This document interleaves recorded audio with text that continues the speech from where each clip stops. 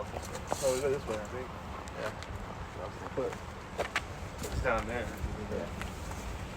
Is this the right way to get to it? Yes. Come on.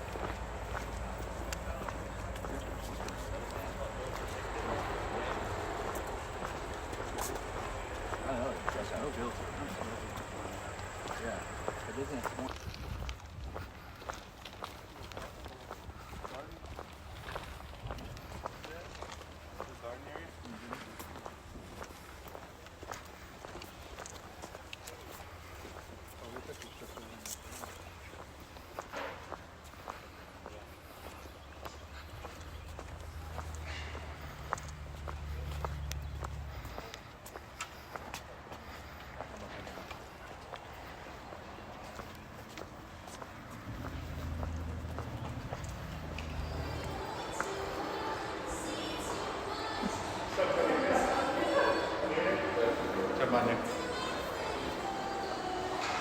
How are you doing? Good, how are you? Good. Check in? Yep. What's your last name? Hey. 11:30 for 900? Yeah, we're going to switch on it. You got my phone? Yeah,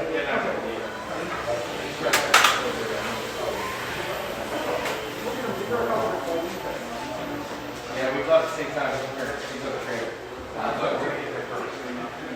How many military you guys got? Two. That's fine. I appreciate their service. Welcome to Maker's Mark. My name is Taylor. I will be your guide today. We're glad to have you guys here. So I'll take you guys through campus. We'll go over history, processes, our products here. We'll finish up with a little bourbon tasting for lunch. Does that sound good? Absolutely. So before we head out, a few housekeeping items. I am required to wear my mask, so I'm going to keep this on as much as I can today as it cooperates with me. It is optional for you guys if you want to keep that on, especially while we're here outside. We do appreciate it, but that's really up to you. Take pictures along the way, guys. Just please no videos, and please no smoking on our campus.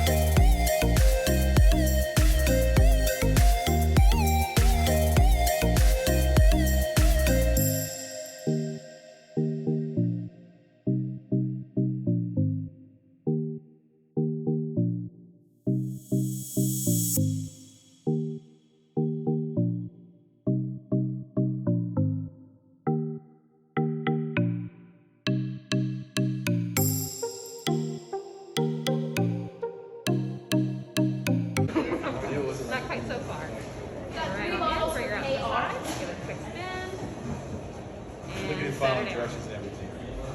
Perfect. Whenever you are ready. See if you want. All right, turn it on out to 5. Quick spin. Nice. Nailed it. There you go. You got it.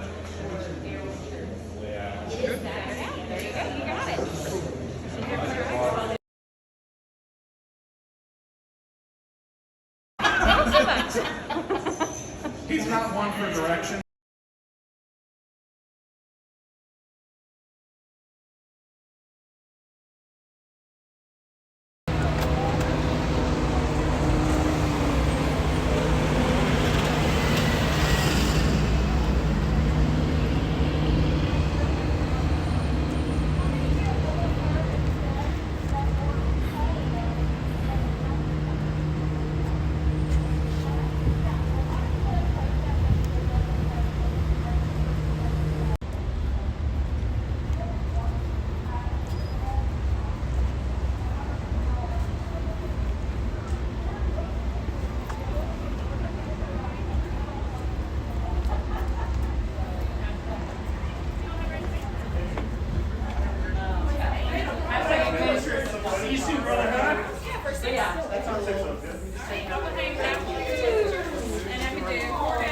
It was funny, it wasn't intentional, but we went to a family reunion. I'm going to give you all your tickets.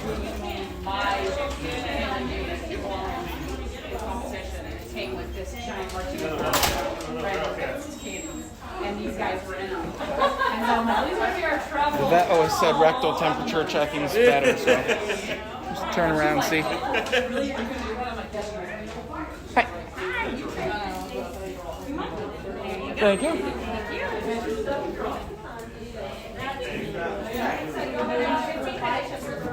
Thank you.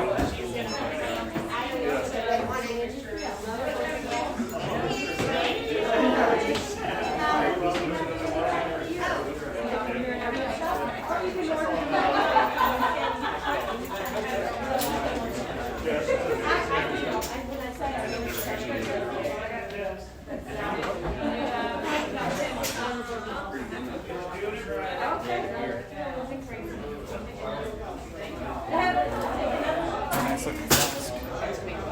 That's a cool looking flash.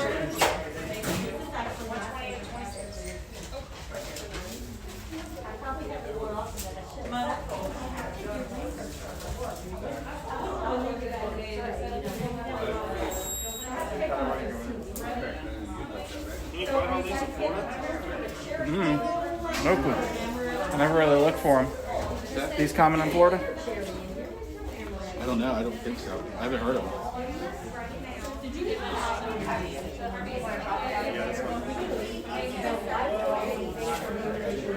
Very old Barton. Very old. Oh, 1792. I've always thought these were good ideas. The little collapsible shot glasses. What is it? Collapsible shot glass. Is that what it is? Yeah. You never seen those? Yeah. I'll have 2 hands to open it. Take the top off.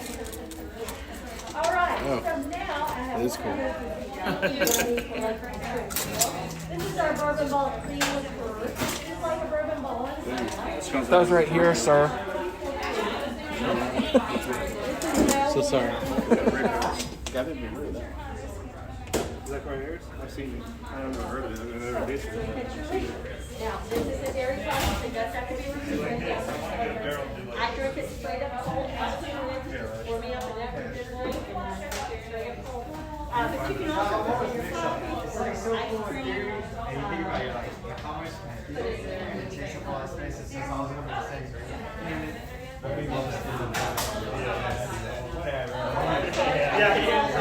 I mean, I didn't get into it. I finished it anyway. Yeah, I feel like all right. Yeah. Just your full list, Chuck. Every time I see one, I'm like, man. It shows whether they're open or closed anymore and stuff. Last of Prohibition, closed, dismantled. See that list, Corey? Yeah, so this is the Zachariah. So this is Zachariah Harris. And we just got some more in this afternoon. We're out of it. No, you good. You good. I'm waiting, but you can go ahead for me. That's a neat hat. I like that one. It's just mine. If I end up liking Barton, I might get that hat. The fitting? No. But I prefer that to truckers and snapbacks. Did you see that poster over there? Showed all Kentucky distilleries, whether they're open, whether they closed because of prohibition.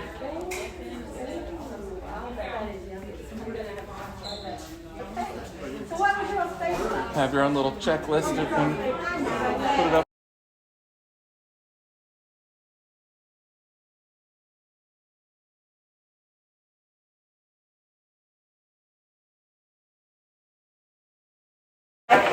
So bourbon club trip, boys trip, just out having fun. Whatever you want to call it.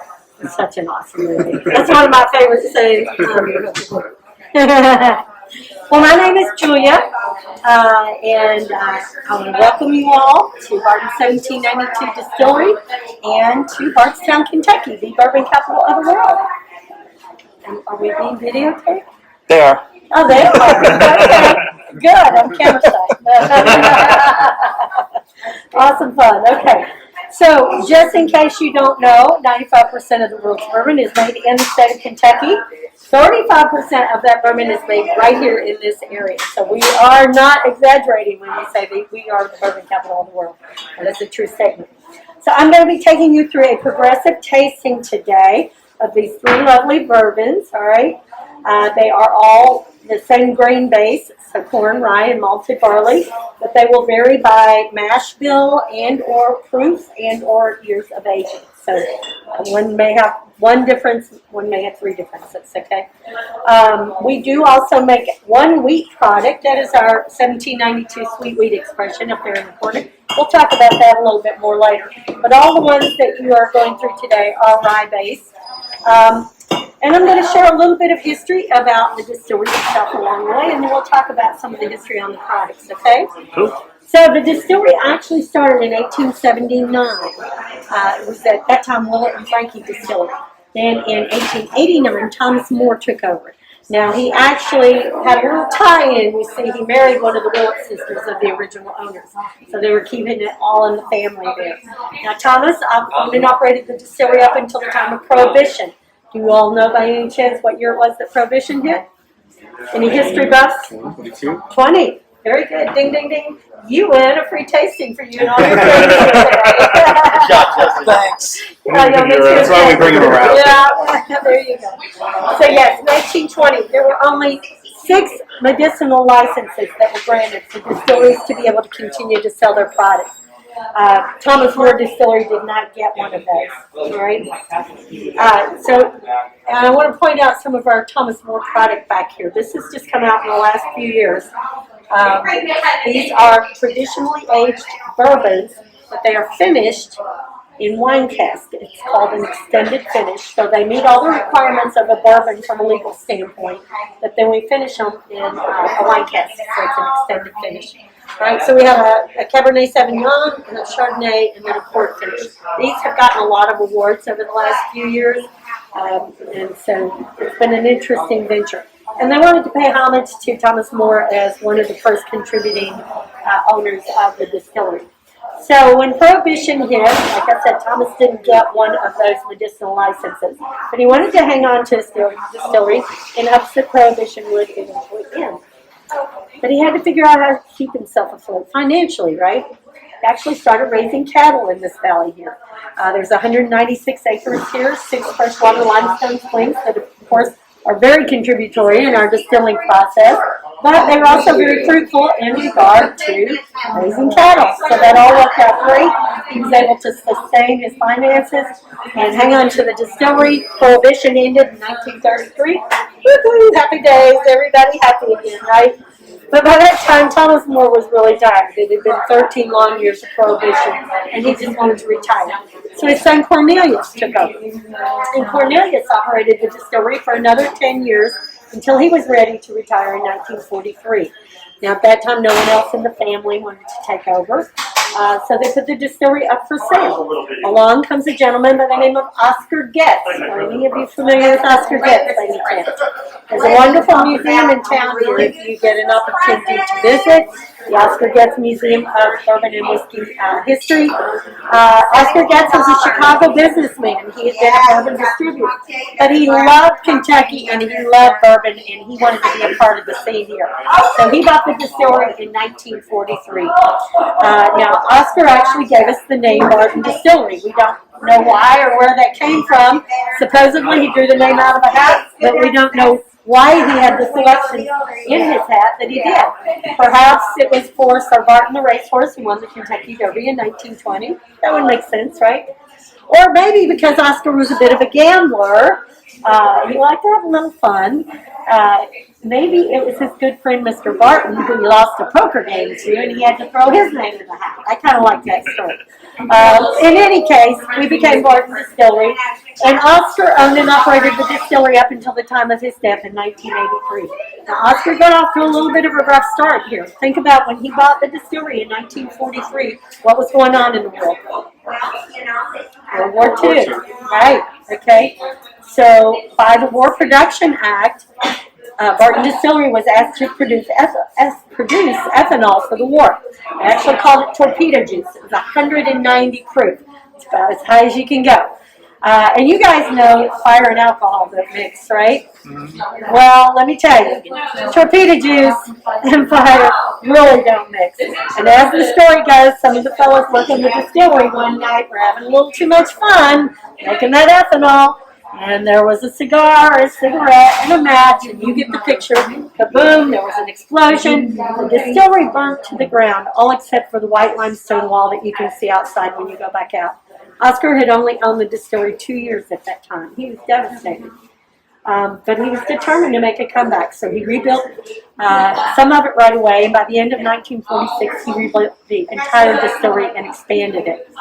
And his efforts were rewarded. In 1957, Oscar was acknowledged as the bourbon industry's man of the year, so that was quite a fabulous fact. So everybody loved Oscar, and when he passed away in 1983, it was a really sad time. And also, it was also known as the dark ages of bourbon during that era. Not a very popular drink with the general public, right? During the 80s and 90s, and the distillery changed hands several times during there. But as with a lot of things, bourbon slumped, right? But guess what?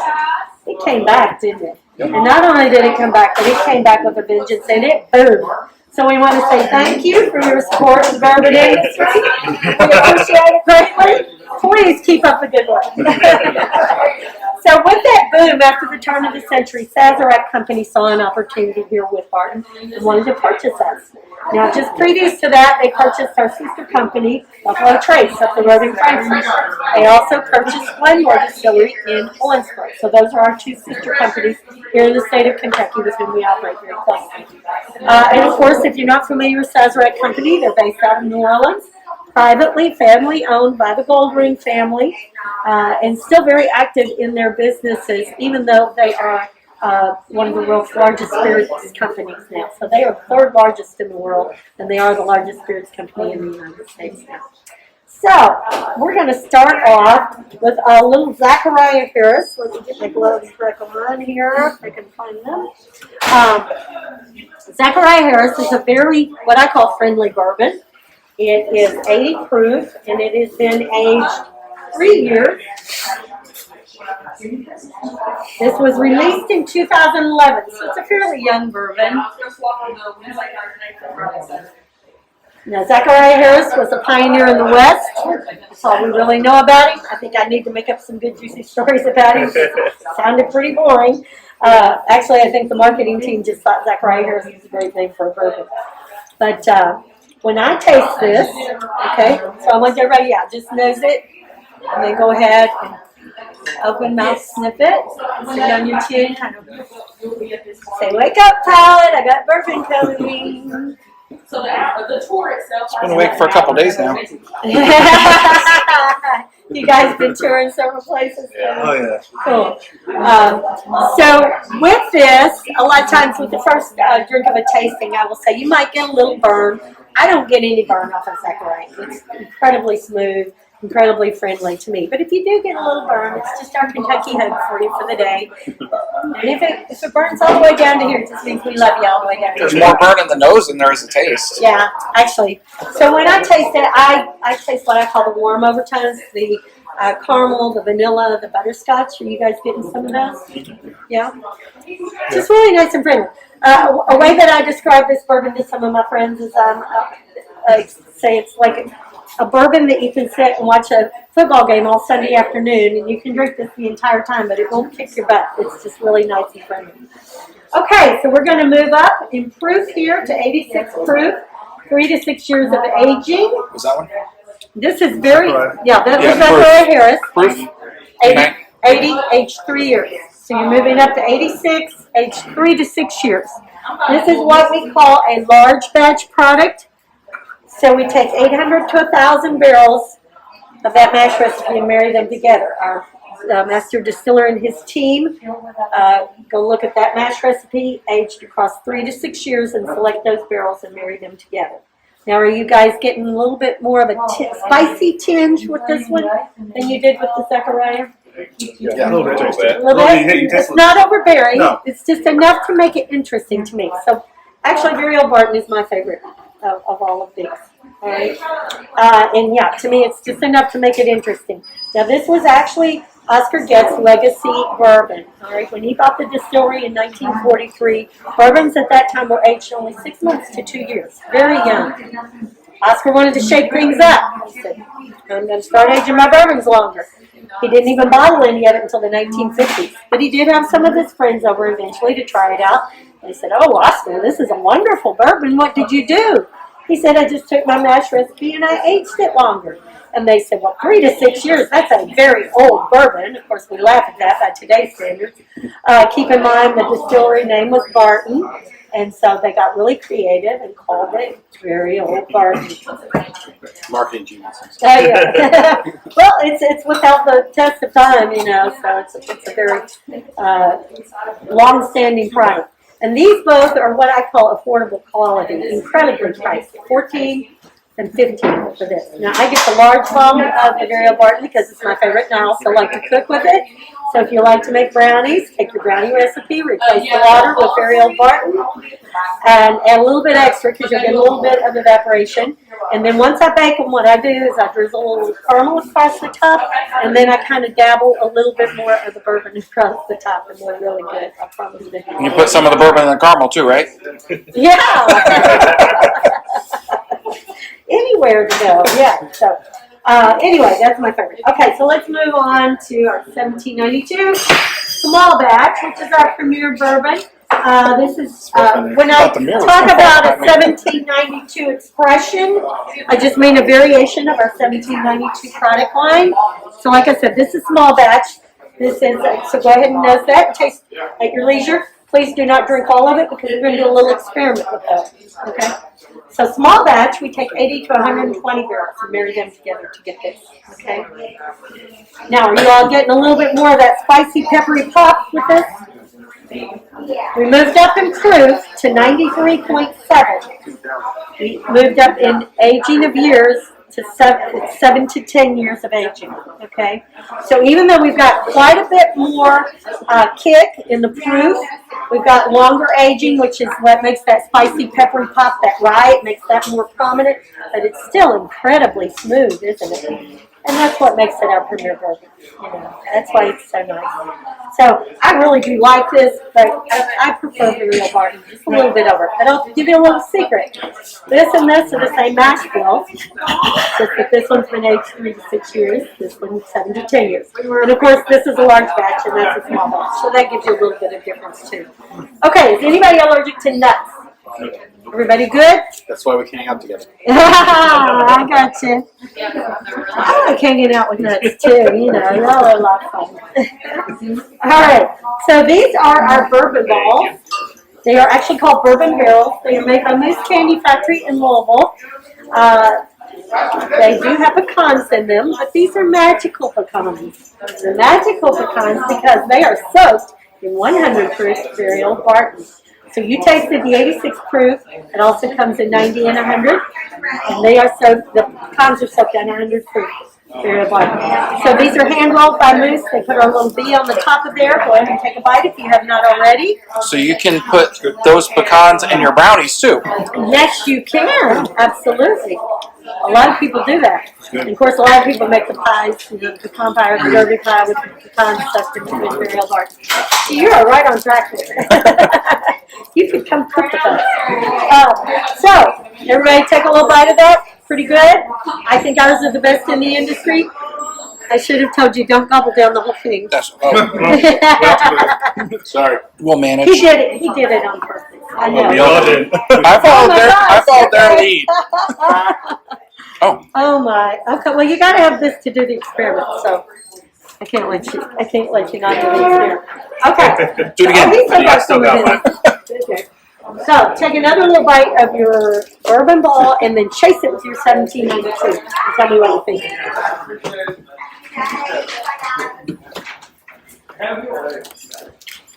Smooth it out a little bit. Anybody getting kind of a cherry cordial flavor? Oh, yeah. Amaretto?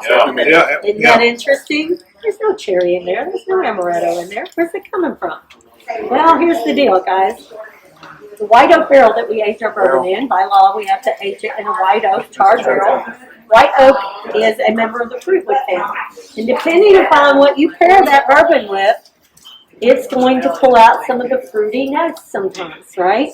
So pairing with this dark chocolate, that bourbon ball, the sweet and the dark chocolate, it pulls that cherry fruity flavor out. Isn't that interesting? This is my favorite after dinner snack. I call it my spicy chocolate covered cherry. I love it. I have it probably more often than I should, but I have to do research for my work. I wouldn't want to lead you guys astray. Right. I hope you write that stuff off. Yeah, I gotta take one for the team. So what was your favorite so far? I like the 17. I always have 17. I love the foolproof. Yeah, and of course that's what one bourbon of the year. Okay, so this is a seasonal delicacy we have here. This is our Zachariah Harris eggnog. It is. We got this into the shop a couple weeks ago. It's 34 proof, 30 proof. And it is $12. You can see this is our Zachariah. I drink it straight cold out of the fridge. Of course, it is a dairy and egg product, so you do have to refrigerate it after you open it. I drink it straight up, but I do also make eggnog milkshakes with it. And when you make an eggnog milkshake with it, you have to doctor it up with some more bourbon. So you want to add in That'll bring all the Zachariah. boys that you got. Because, your ice cream's going to dilute it. I want you to doctor it up, right? Okay, I'm going to share with you one other piece of information. Everybody got a bung for your ticket for admittance to the tasting, right? Yep. And where does the bung go? In the bun. In the bung hole! Yay! This is great. All right, so this is a poplar bung. Literally, when we fill the barrel, we pop this in the bung hole, hit it with a mallet. It conforms very nicely. And poplar is the softest of the hardwoods, so as it's in there and it starts absorbing that alcohol, it expands and creates a really tight seal. Nice. On the back of here, we have stamped today's barrel coating date. So any barrels that were filled today would be stamped with this date on the end of the barrel. So 21 for the year. K is the 11th letter of the alphabet, representing the 11th month, November, and today's date. All right. Very cool. So that's your souvenir for today.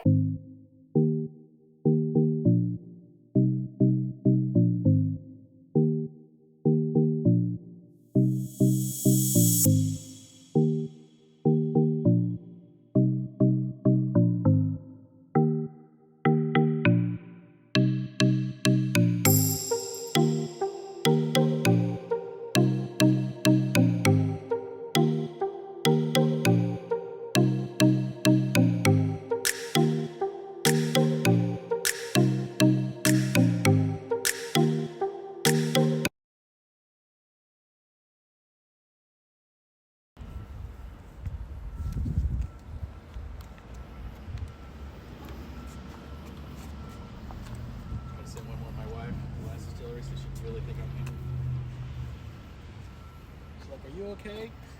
That's a lot of drinking. Yeah, that's what you should get. We're not getting any big pours besides makers. Dude, there's been nothing. I thought we were going to do soft stuff.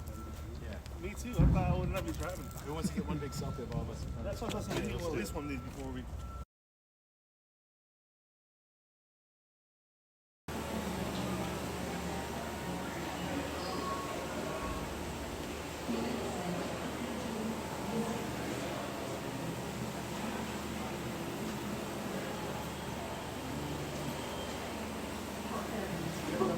I like. See this jigger over here? I like this one. What? It's even got a handle. Oh, sweet. That is cool. It's a nice jigger. What did you call Jigger. Settle. I was told I could say that.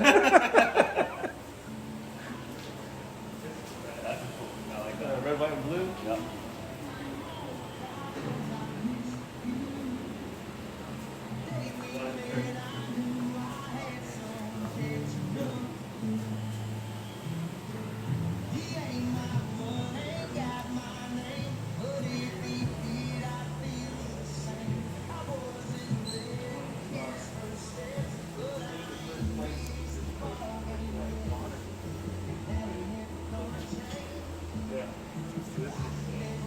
That's probably the new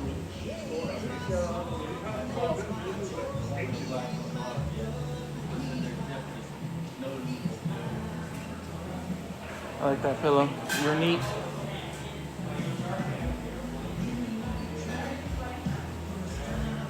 See that one for the house core? Oh, I like that.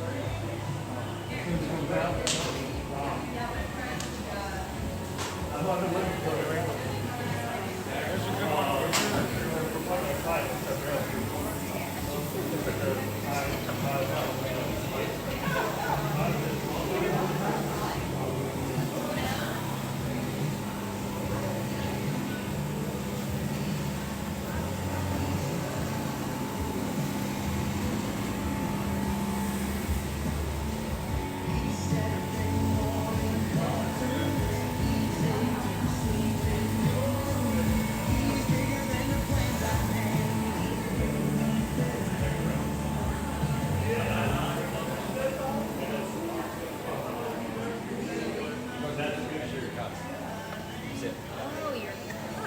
I was like, I don't understand what you do with this thing.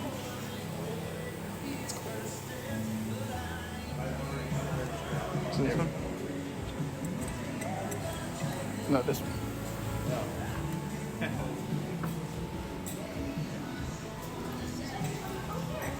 Smallish. Ooh, I'll say that's your kind. Every once in a while happens.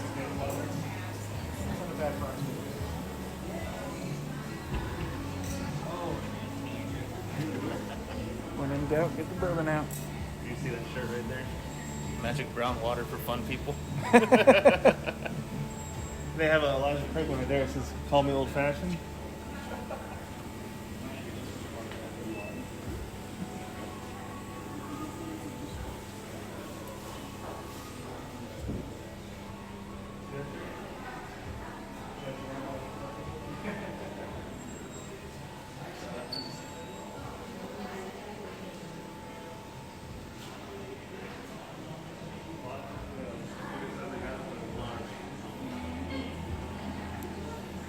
Here's a Peace, Love, and Bourbon shirt.